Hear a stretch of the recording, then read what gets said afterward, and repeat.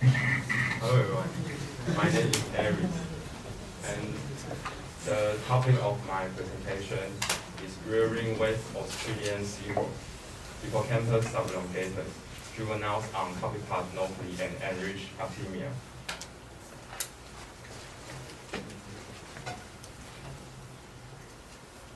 So what is hippocampus sublongatus?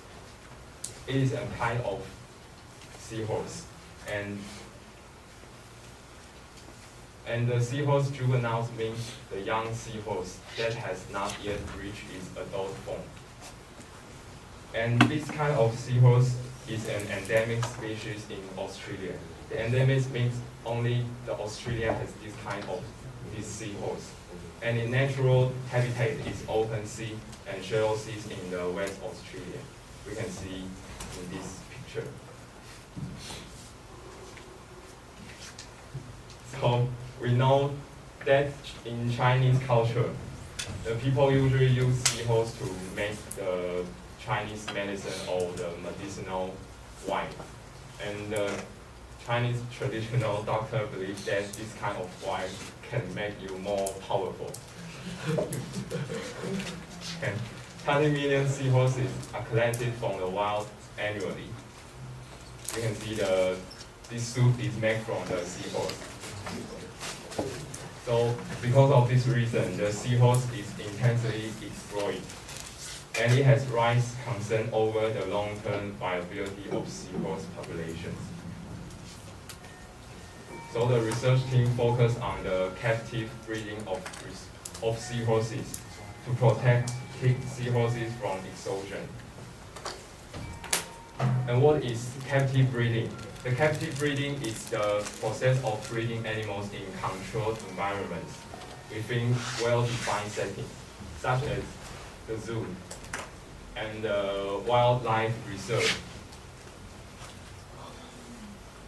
And in this picture, this is the facility of seahorses captive breeding. And when people rear juvenile seahorses, most of them attempt to rear the newborn seahorses with diet-conceived anti-Artemia. You can see in these pictures, there are lots of Artemia around the seahorses. Because the Artemia is easy to produce in a large number. And this is the Artemia. But Artemia has low nutritional content. So the Artemia are generally considered a poor feeding diet for seahorse. And there are another suitable diet, the copepod. This is the copepod. Because the copepod has high HUFA content in them. The HUFA means highly unsaturated fatty acid. The HUFA is one of the most important elements when rearing seahorses. But the copepod nauplii is difficult to produce. So the research team want to know two things. First, the growth and survival of seahorses when the diet consists copepod and enriched Artemia. They want to know which diet is the better one for rearing seahorses. And second, they want to know the effect of UV sterilization of the cultured water on seahorse health. And before the experiment, the Artemia enriched by supercell core. This is the supercell core. And this is a kind of nourishment. And the Artemia enriched by the supercell core can inhibit the group of bacteria and make the Artemia more nutritious. And they had high HUFA content in the enriched Artemia by supercell core. So the research team thought that the survival in seahorses juvenile may be improved by feeding them enriched Artemia. And let's see the material and methods of the experiment. One pair of adult seahorses mating in the 13-liter glass aquarium to produce juvenile seahorses. And the system contains seawater maintained 35 per mil and 22.5 to 23 8.5 degrees Celsius, and the water exchanged daily at a rate of approximately 480%. And next, the juvenile divide into six groups, and length of both were 12.4 to 12.8 milliliter, stuck into six 15-liter aquariums at density of around 2 per liter. And next, the experiment totally conduct two for 112 days and 150 days. And a UV sterilization unit was fitted to the recirculation system in the second experiment, and not in the first experiment. And two diets were each randomly allocated to the three replicate aquarium. And let's see the diet one.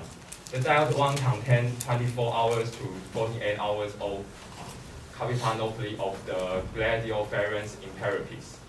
And the length were 125 to 220 micrometer.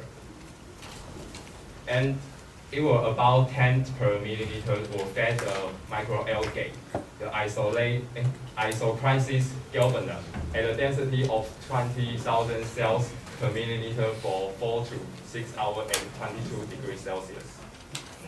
And next is the diet 2.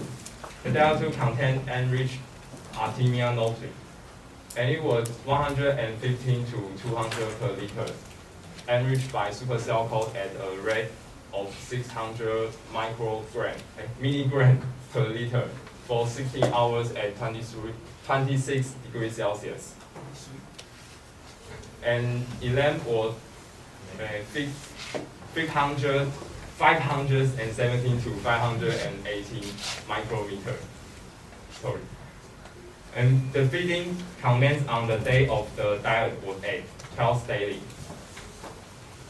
And before the next feeding, the research team will remove the rest of the diet if the live prey was still there.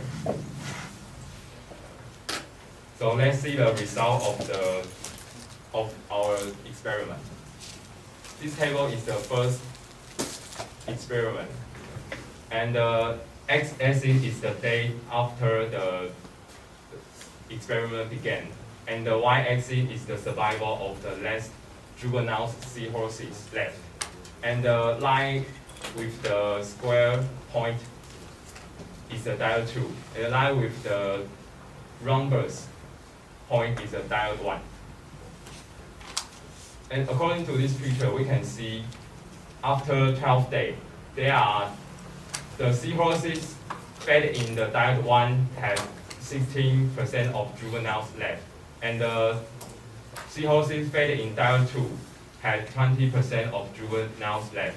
You can see in the table.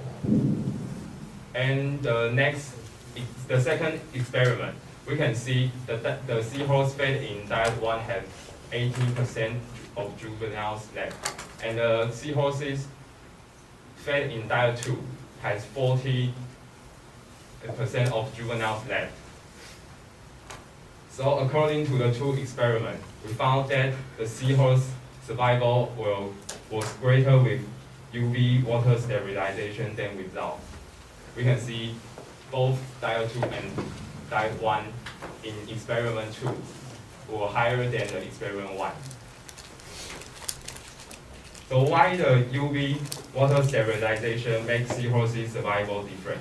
Because there are waterborne pathogens in the seawater, such as the bacteria or the viruses and the protozoa. And when the UV sterilization can reduce the number of waterborne pathogens that would have been present in the circulating system. And the research team also found that the feces of juvenile seahorses contain the intact Artemia. And it meant that Artemia was difficult to digest it. But the copepod was reversed. They didn't find the intact copepod in the feces of the seahorse. It meant that copepod was well digested. So we can find the conclusion. First, the survival of seahorses reared on Artemia show large variation between the replicates compared with those reared on copepod. And the copepod are better diet than Artemia enriched by supersilicon for the hippocampus sublongatus juveniles. And the copepod was well digested by juvenile seahorses, but Artemia were not. So after the experiment, we can know that the copepod was the better diet for rearing seahorses. And thanks for your listening. Okay. Well, is that